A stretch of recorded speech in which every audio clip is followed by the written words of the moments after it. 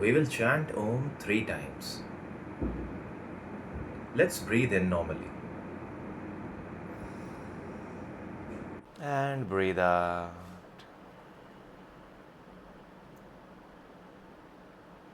Let's breathe in for Omkar.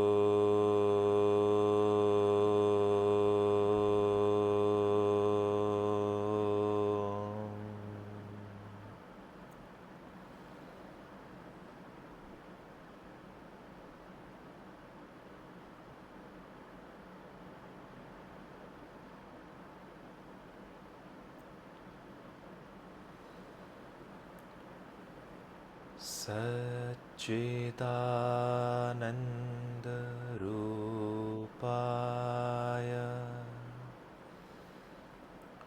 Vishvotpatyaadihetave Tapatraya Vinashaya Shri Krishnaya Vayam Namaha.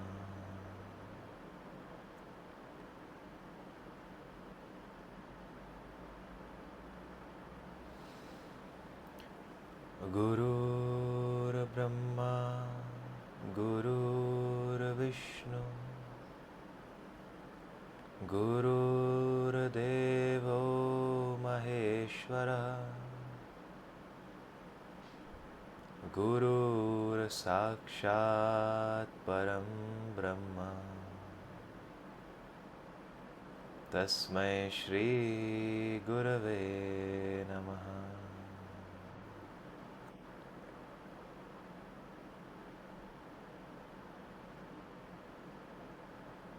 Breathe in once again,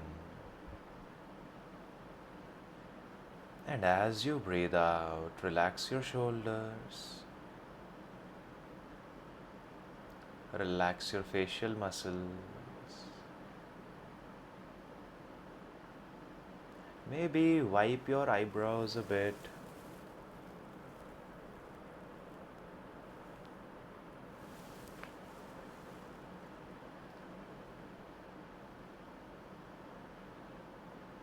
You can also caress your temples a bit.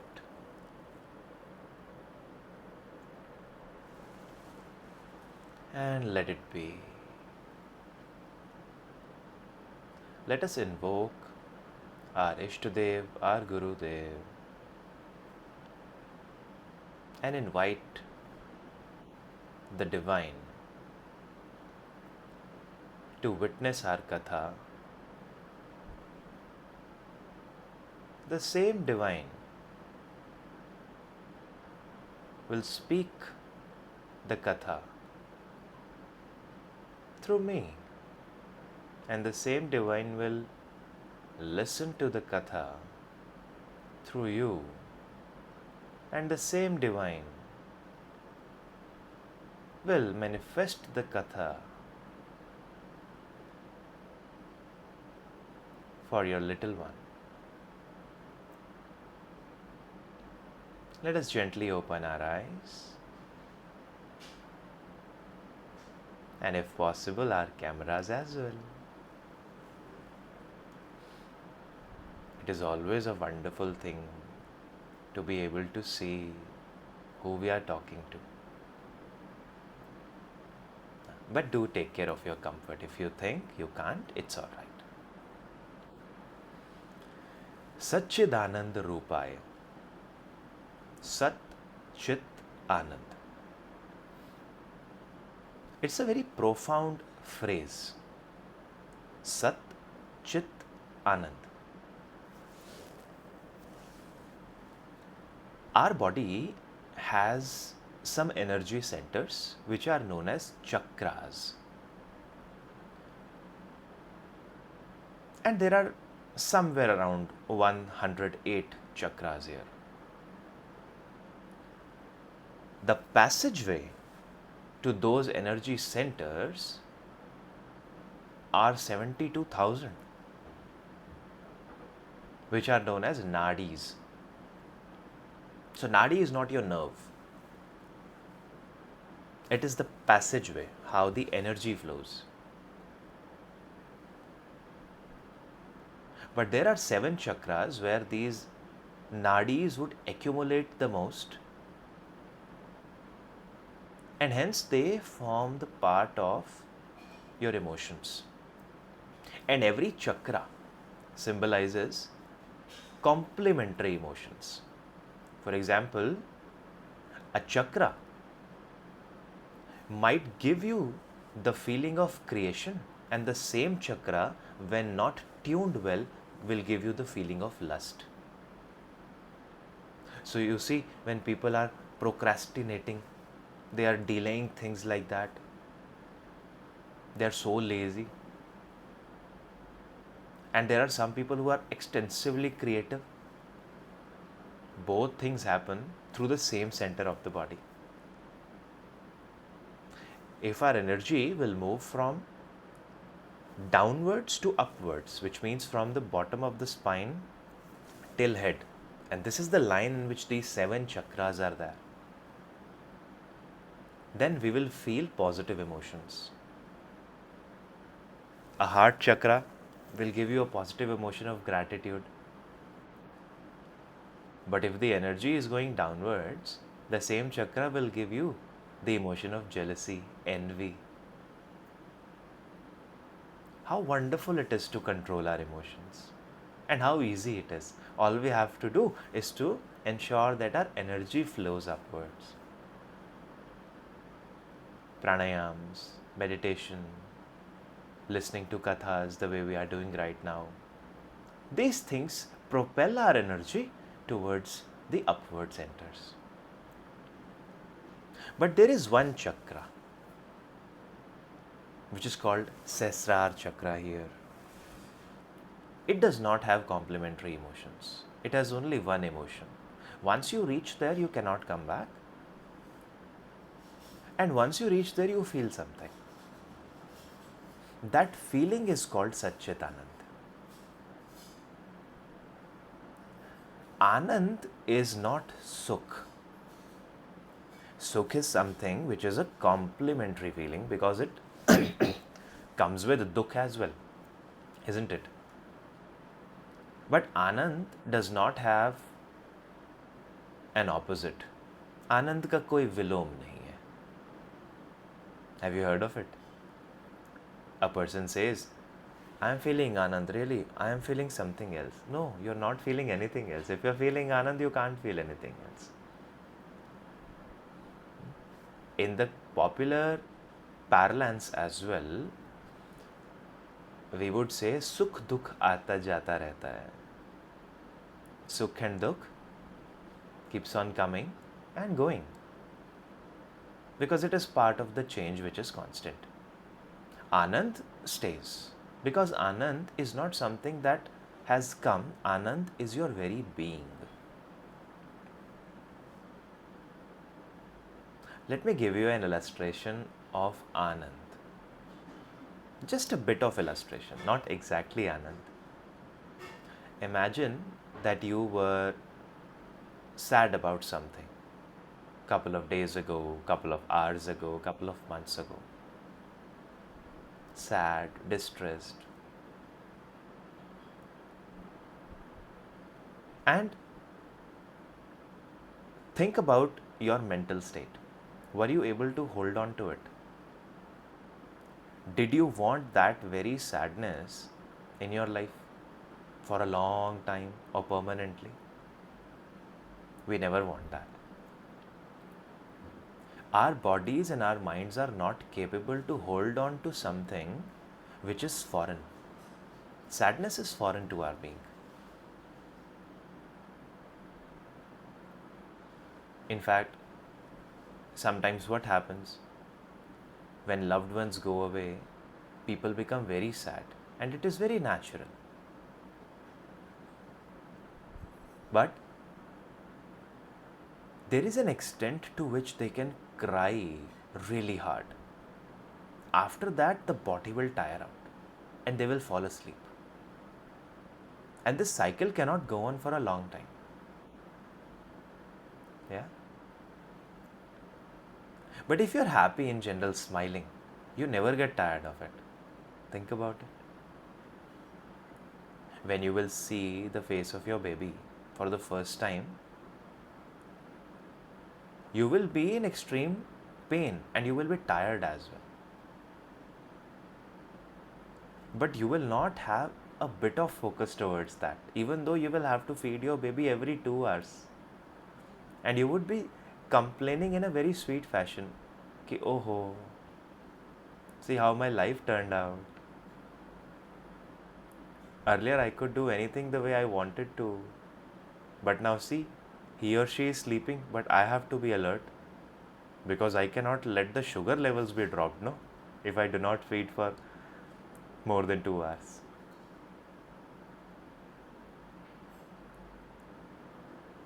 That is one speck of Anand.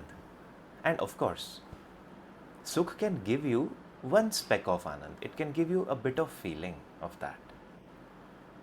But Anand is absolutely untouched. Your very being, which is love, your very being that you are the part of the bigger consciousness, that does not change. And when you reach Anand, you become God because you're part of it. When a drop of water gets into the ocean, it becomes the ocean itself. And in fact, you might not be able to survive individually, but you can survive at the cost of individuality.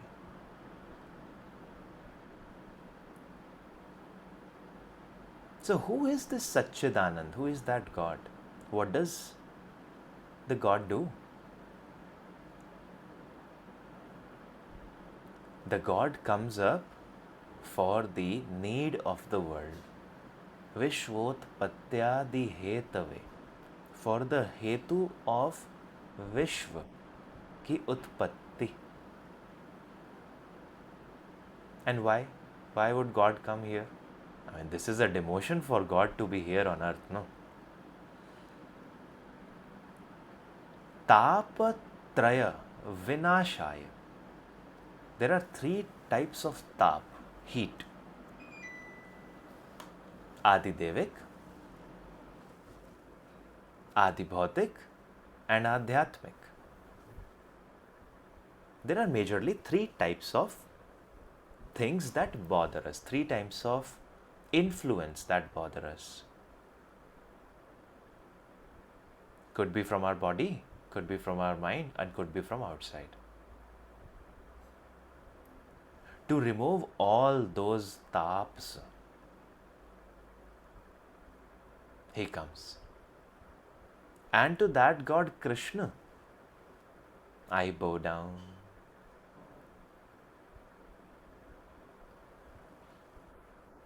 Once we are away from the tap, once we are equanimous, once we know that sadness and happiness are part of same coin, then we become Yuddhisthir. Today's Katha is Yuddhisthir's Katha. Who is Yuddhisthir? We all have seen Mahabharata on TV or have heard something about it.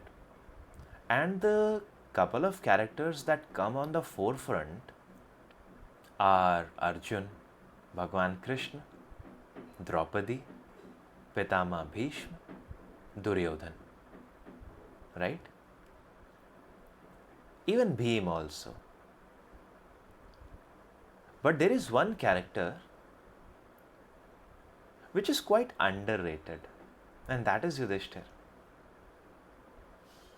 If I ask you a couple of things about Yuddhisthir, it might be possible that you won't know a lot of that. Yuddhisthir is one person who is known as the epitome of dharma, epitome of righteousness. Yes, there was a time when the five brothers were sitting and they were playing gamble, Dyut Krida. They were gambling, no? And during that time, Yuddhisthir applied everything that he had as the bet. And he did forget that people are not here to be bet upon. But he still went ahead and pawned his four brothers. And in the wake of taking everything back,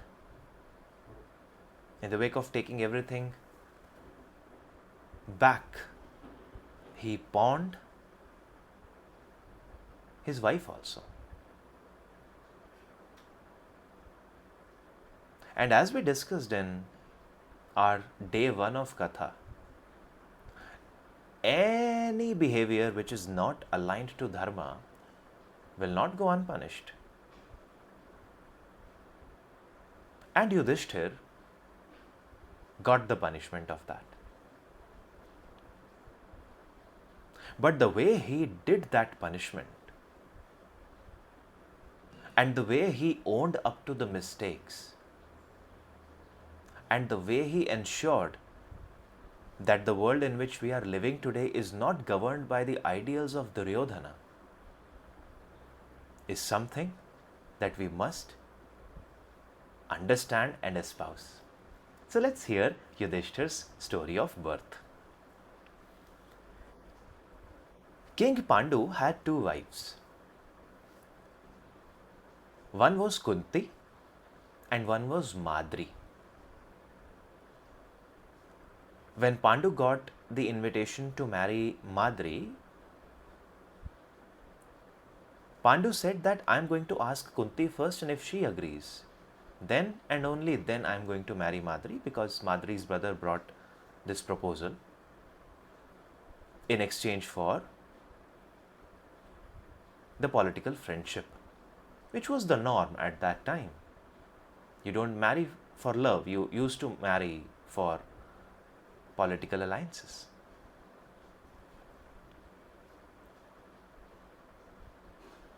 Kunti agreed happily. And then they thought that maybe they should spend some time in forest among various rishis. So they were taking a lot of discourses, getting themselves immersed in knowledge. But one day, Pandu accidentally shot an arrow to the very rishi and his wife that were giving them the spiritual discourses every day. Pandu knew how to fire a Shabd Bedhi Baan. That means you hear the sound and then you can direct your arrow towards that without even looking at it. And those were playfully recreating the voices of a lion and lioness. So Pandu thought that I am in the excursion right now and I should maybe go for some hunt. And Pandu did it. But the moment the arrow hit them, the real voices came out.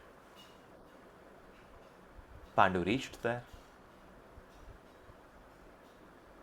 And those Rishi and Rishi Patni were also trying to conceive. So they cursed Pandu that because of you, my lineage will not go further. So I curse you that your lineage will also not go further. So if you ever make an amorous contact with your wife, you will die. Pandu became very sad. Making babies is not just about creating the family, it is about espousing some responsibilities. It is about taking your values to further in eternity, to ensure that the world keeps on living. On a spiritual level, having kids is also important for you to go beyond this mortal being. Because somebody would do certain things here that will help your soul to move forward. Pandu became distressed that how will I even go beyond? And at that time, Kunti recalled something. When Kunti was young, a rishi came to Kunti's maternal household. And Kunti did a lot of seva of that rishi. Lot of seva. Rishi got so happy that Rishi asked Kunti to ask for something. Kunti said, I don't want anything, I have everything. All I need is your blessings, and you already have given them to me.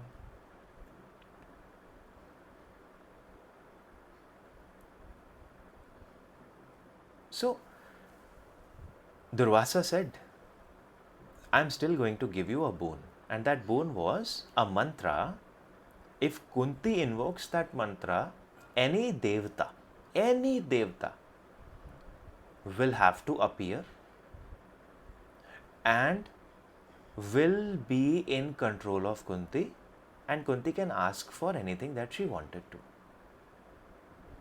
Especially if she would like to create the powers of that devta in her kids. Long story short, Kunti recalled that. And she told Pandu and Madri about it. That we can still have babies. This is the way to do it. In today's terms, we can think of it as going to a doctor and recreating an artificial womb. That is still your child.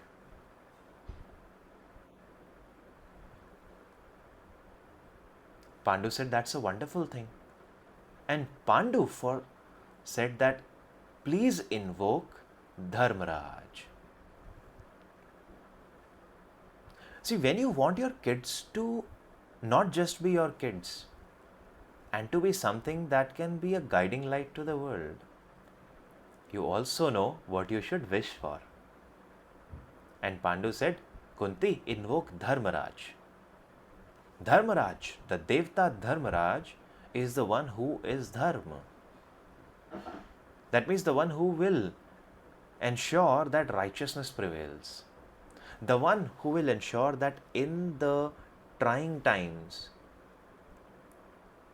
you do not waver. Kunti invoked Dharmaraj and they got a son. Pandu said, we will name him Yuddhisthir because he is the ansh, he is the part of Dharmaraj, and he will stay stable in Yuddh. Yuddh is not a war that is fought with weapons.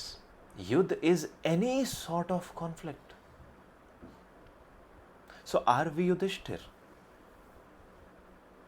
Do we remain equanimous in the most trying times and the most happy times?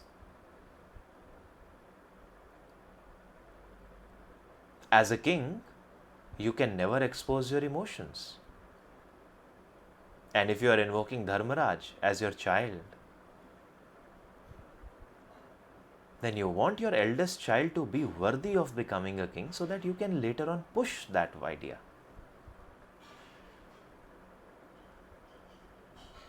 Yuddhishthir grew up.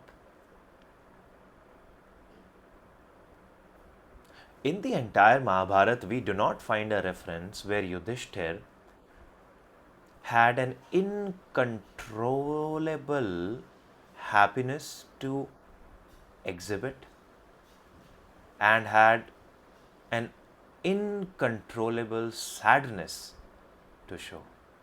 Never. When Yuddhishthir got the place of the former king, the future king, when he was made Yuvraj, he was all right. But then later on, Duryodhan did something which put the kingdom in a position that you have to divide it. After the division of the kingdom of Hastinapur, the well-settled Hastinapur was given to Duryodhan. That once Dhritarashtra abdicates the throne, Duryodhan will get it. And the other portion, which is known as Khandavprasth, was given to Yuddhishthir. And Khandavprasth was nothing. It was a place that was barren, had a lot of demons living in it. No speck of grass grew there, rocky, dirty. And they said that you take this one, have half of the kingdom. Yuddhishthir said, all right. Whatever is important to ensure that peace prevails for a longer time, we are going to accept that. He was not of the type where he would say, let's go for a war, just because he is passionate about it. As a king, you also have to understand how it is going to impact your people. So until you think that you are going to win the war, it is not a good idea to go to war. Yuddhishthir, along with all his brothers, worked really hard and established a kingdom over there and named it Indraprastha. In fact, these 5 brothers, of course, along with Bhagwan Krishna, they were so mighty that they defeated a demon there, goes by the name Mayadanav, and he was an excellent architect. Excellent architect. In exchange for sparing his life, Mayadanav said that I am going to make your city the kind of that it should be, not like this barren land. And that's where Indraprastha came into being. But jealousy is a very ugly thing, no? So one day, Duryodhan and everyone was invited for a yagya there. Duryodhan came and he saw that this is a wonderful place. Why my place is not this beautiful? I want to have it. And he conspired with his uncle.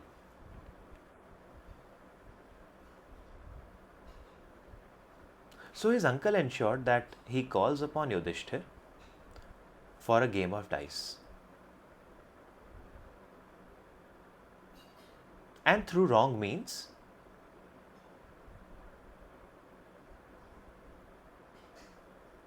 the uncle and Duryodhan won the game of dice. And what did Yuddhishthir lose? His entire kingdom.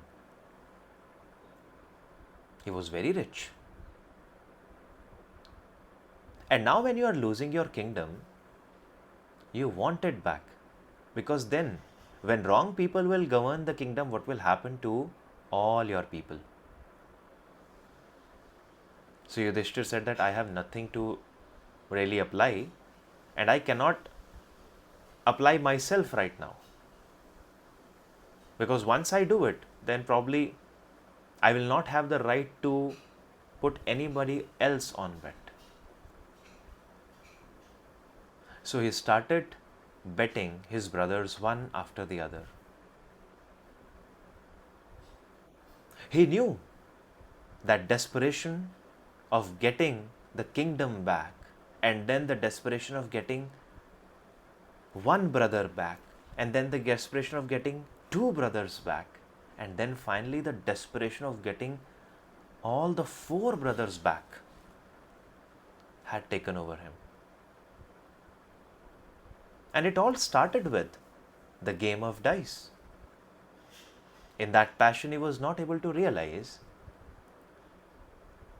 what a great misdeed he is committing by playing that game.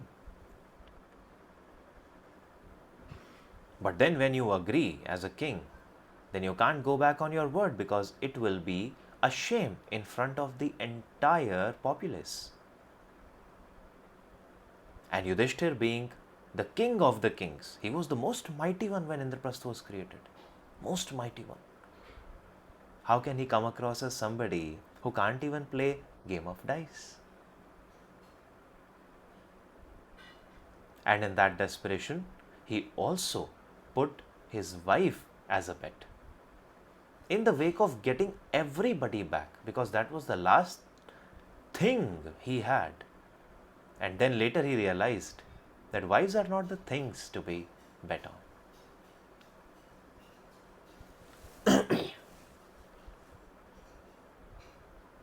Later on, the agreement was reached in a manner that they will be given back their kingdom. But Yudhishthir realized that I do not want a kingdom back as charity. And this is a misfortune that I have done. So I will penance for it. The brothers loved each other intently. So they said, you will not penance alone, we will also come along with you. And so did their wives, Draupadi. Excuse me. The agreement was that they will have to be in a village, in a forest for 12 years. And for the 13th year, they have to remain in hiding. And if they are caught, they will have to repeat this cycle of 12 plus 1 years again. And that's exactly was Duryodhana's plan. But for all those 13 years, Yudhishthir ensured that his brothers remain happy. He remains equanimous. When the time came, he first sent somebody to the kingdom of Hastinapur that now hand over our Indraprastha to us. We don't want the entire Hastinapur, we just want our Indraprastha. Because we have completed the conditions of the bet. You could not find us in the last year. 12 years we have completed, plus 1, 13. And now we want our kingdom back. But Duryodhana was not willing to do that, and they reached the stage of war after trying every single thing. Many times Yudhishthir had to bear the humiliation from Draupadi as well. That why are you not fighting for me? Yudhishthir said one very important thing. I know that you have been wronged, Draupadi, but I am not just your husband. I am a king. And you, being the queen, also have the same responsibility as I do. I cannot be responsible for the death of lakhs and lakhs of people, if that can be prevented. And Draupadi understood. Bhagwan Krishna also seconded Yudhishthir's idea. When they reached war, Yudhishthir held his ground. When the war was about to start, Yuddhisthir took the permission from his very gurus that were standing on the other side of the team. That please give me the permission to fight you. A real, a dharmachari person, a righteous person is very upfront. We want our kids to be upfront, no? That they should not fear anything. They should not think twice before saying what is right. They should not think twice before doing what is right. We make up a lot of things when we talk to people, na? In the wake of becoming a diplomat and so on. Yuddhisthir was not that kind. He was very, very clear in every single thing. There was a proportion of 7:11 in terms of the army that Pandavas and Kauravas had. 7:11. The term that they used was Akshohini. So Yuddhisthir had 7 Akshohini Sena and Duryodhan had 11 Akshohini Sena. And Akshohini Sena has roughly around 1 lakh, actually more than 1 lakh soldiers. Exact number I'll have to check, but it is more than that. At any given point in time, there were more than 18 lakh people fighting, only for one reason, that at the end of this war, dharma should be established. Duryodhan was a kind of person who would go to any extent in removing the chastity of a female. He did not care about how to behave with elders, how to ensure that women are safe. He himself was so lustful that he never realized that a king must have control over his or her own emotions. And it was very important to eliminate such a person. Otherwise, we would be living in a very different world today. And who would bring dharma? The one who lives it. So the very first thing that Yuddhisthir did was to be stable. All right, it's a 7:11, that's all right, we will fight. He further asked that if somebody still feels that righteousness does not prevail in my column, that person can go from my side to the other side, and this is all right for somebody on the other side to come to my side if they feel that righteousness is here. One person from the other side came to Yuddhisthir's side, Yuyutsu. And that was the only one who was saved in the Mahabharata war. As a righteous person, Yuddhisthir ensured that I don't want traitors in my team, in my army. So it is a good idea to give them the opportunity in the beginning that if they want to go, they can. And if somebody wants to come over, they can. After that, things won't change.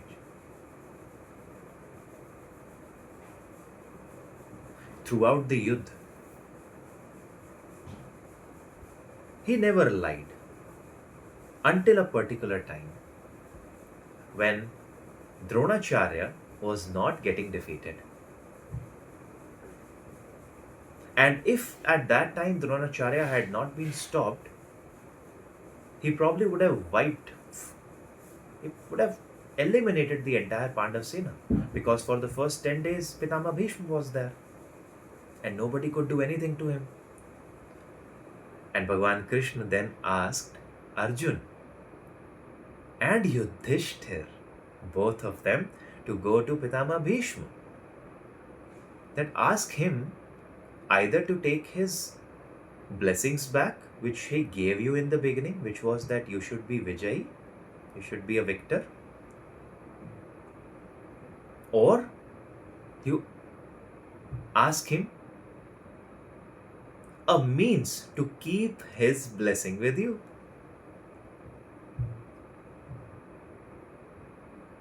Why Yudhishthir was sent along with Arjun?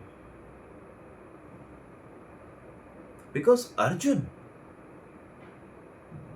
would not be able to say the things without passion. But when Yudhishthir would say it, it will mean. Imagine the kind of aura and the kind of abilities, the rhetorical power that Yudhishthir would have.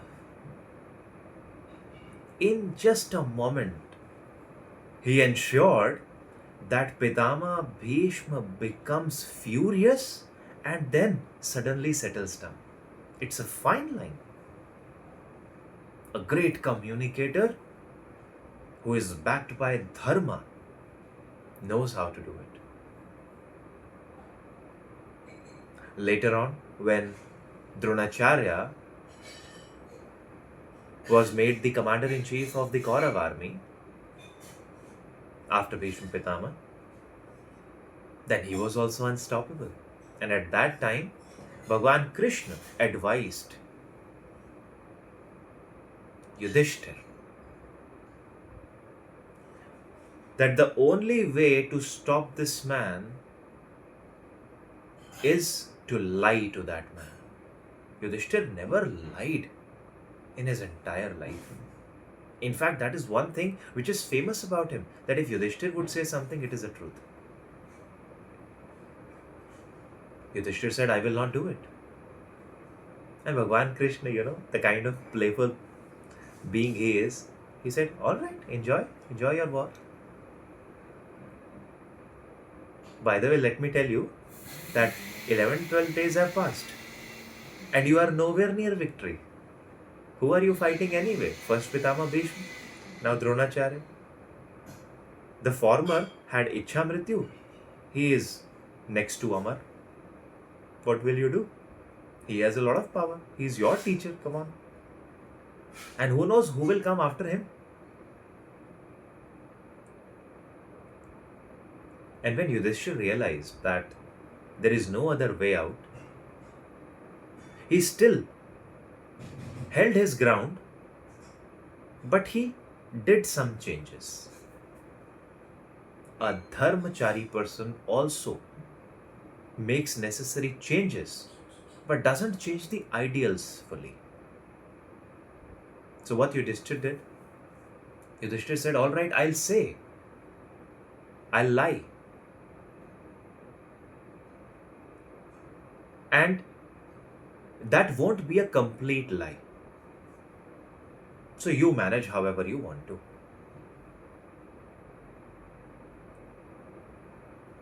Dronacharya's son's name was Ashwathama. Ashwathama was Amar. He had that boon. And then there was an elephant also in that army whose name was Ashwathama. Now what Bhim did,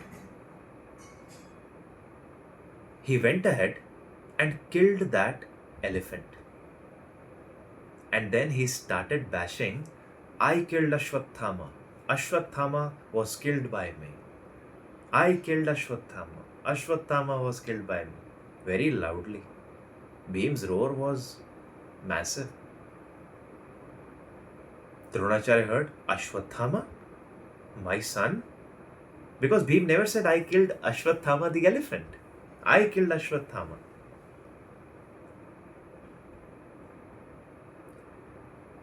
And then Dronacharya thought that it is not possible. Ashwathama is Amar. How can Bhim kill him? And anyway, Ashwathama is way more powerful than Bhim. I'm going to ask Yuddhisthir. If he says that Ashwathama is no more, I will agree to that.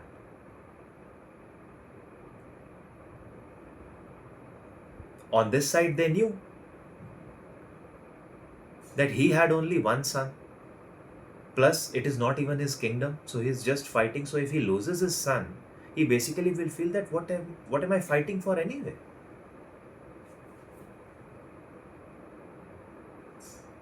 And Dronacharya reached near Yuddhisthir and asked, Yuddhisthir, is Bhim saying the truth? That my son Ashwathama got killed from him? He said, my son Ashwathama. Is my son Ashwathama dead because of Bhim? Now Yudhishthir thought, oh my god, if he had only said that is Ashwathama dead, I would have said yeah. But he asked, is my son Ashwathama dead? So Yudhishthir, in that deciding moment, said, yes, Ashwathama hatayate, narova kunjaro ati. Ashwathama is dead. Not the man, but the kunjar, elephant. But when he said this thing, he lowered his voice a lot. And exactly at same time, Bhagwan Krishna also blew conch. So Dronacharya could not hear the second part of the sentence, and he could only hear Ashwathama hatayati. Dronacharya kept all his weapons aside, got down from chariot, and in that time, somebody from Pandav Sena called Drishtadyum came and killed him.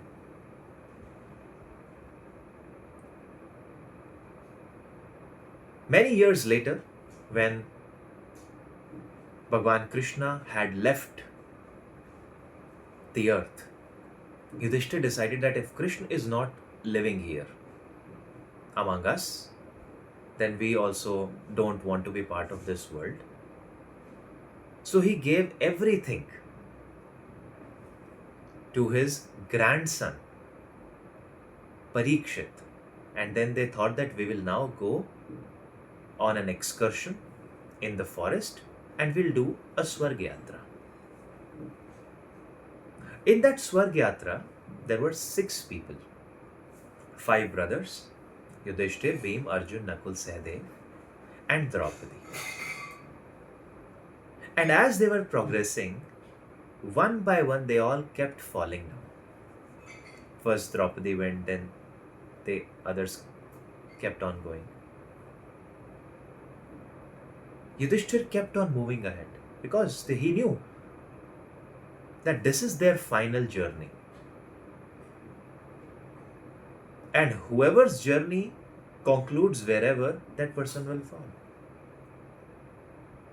So he kept on. There was a dog also along with the entire party of 6 people. When Yudhishthir finally reached Swargalok, he was asked to first go to Narkalok because he lied once. And in Swargalok, he looked at all his relatives, Duryodhan, Shakuni, and everybody. And they were really in pain, but the moment they saw Yudhishthir, they became so calm and so happy.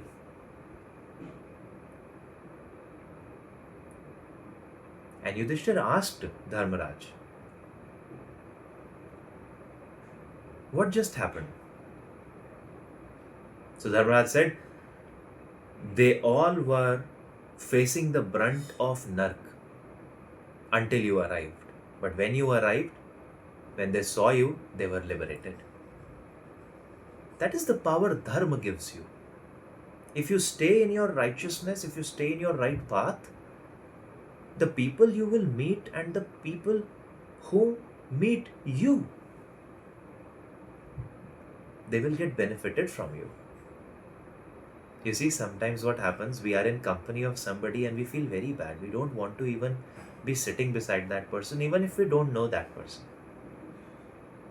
But there are some times where we just want to be with a person even if we don't know them. It is the energy that is around us which makes us conducive to the environment. We are all running energy fields and nothing else. And you strengthen that positivity in you when you are on the path of Dharma. And Yudhishthir himself was Dharma. He established the principles of equality. He established the principle of righteous conduct. He established the principles that nobody should be given undue favor for any particular reason. He established the principle that as a king, one has to sacrifice every single thing. He established the principle that you should ensure that women and children and the vulnerable groups are taken care of even at the cost of your own life. He established the principles that your elders must be treated with respect. He established the principles that everybody should get health care, everybody should get education. And once he reached Swargalok and he liberated the sinners, Dharmaraj said that you were supposed to see Nark once because you lied. Now you can come in. But you can't bring this dog along. Dogs are not allowed in Swargalok. Yudhishthir said, sorry, then I am also not coming. This dog has been there on our journey since the beginning. In fact, everyone else has left me. This dog is there. So either we both come or we both don't come. I'm all right with that. That dog was himself Dharmaraj. And he took the final test of Yuddhisthir.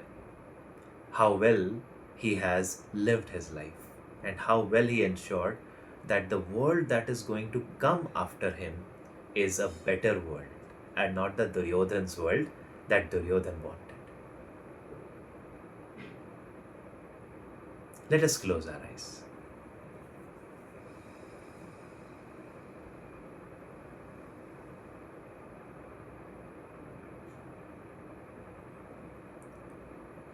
Asangoham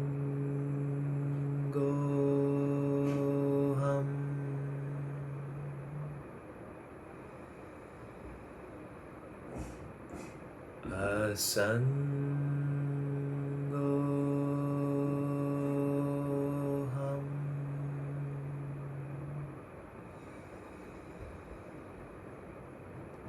Asangoham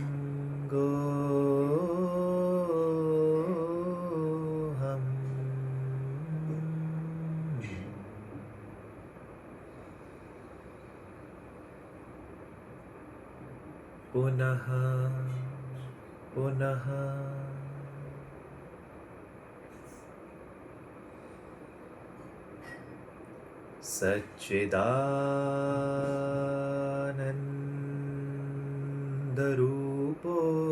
Satchidanandarupoham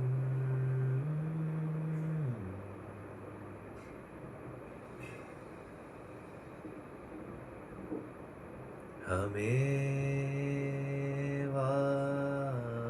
Hamavyayah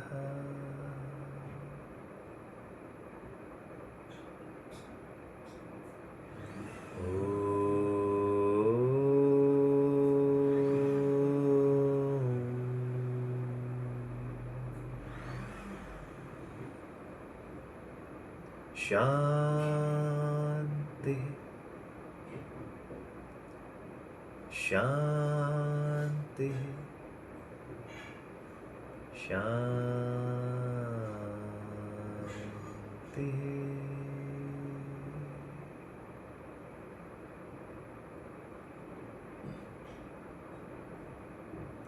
Let us pray to our gods, our Guru, that the divine qualities of Dharmaraj Yuddhisthir manifest in our wonderful child that will give the world a new and better way to live. We can open our eyes.